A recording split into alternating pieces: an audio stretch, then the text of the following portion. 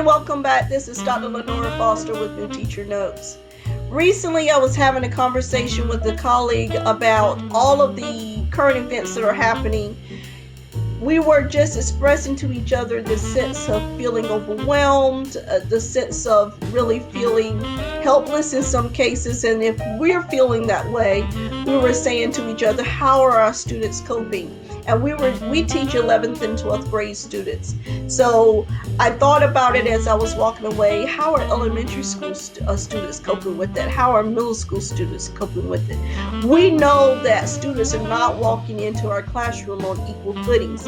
Yes, some students are coming in and they come from homes where they get to talk about it at the dinner table. They share their feelings, their angst about current events, and they get to sort it all out at home in a warm, loving environment. Some students live in a home where it's a very hectic environment. There's go, there's this practice, that practice, and very little time is put toward really discussing what's going on within a person and their feelings.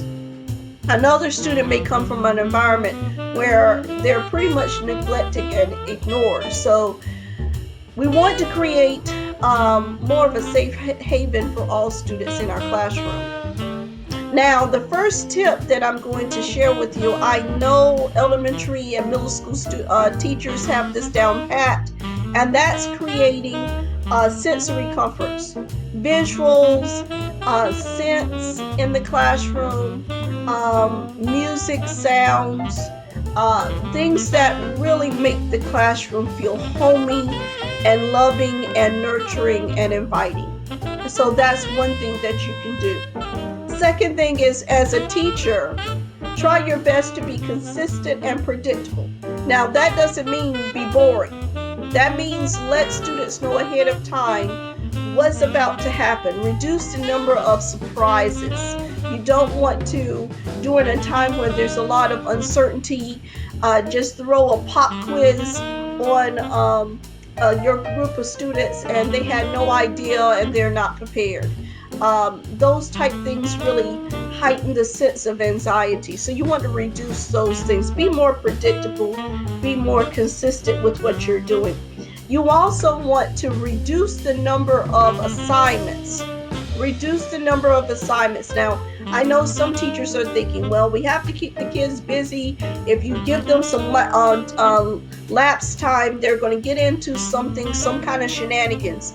But listen to me all the way through, okay? I want you to increase the rigor. Increase the rigor. Reduce the number of assignments.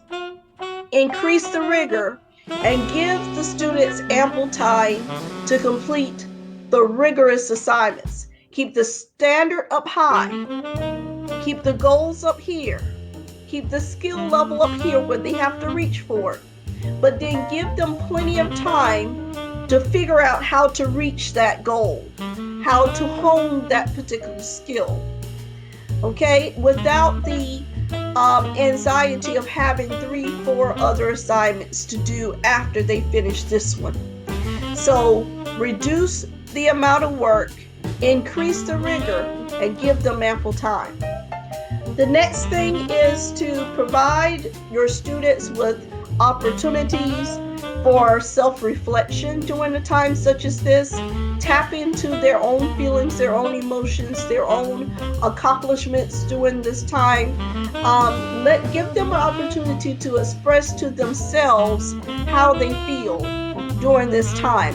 Also give them time and opportunities to work collaboratively with other students. And during that time, allow them to have some social time, not to the point that they are off task, but allow them to interact socially so that they can get the social support that they need. So those are the tips that I am sharing with you. I hope these help during a time such as this. We're all going through so much right now.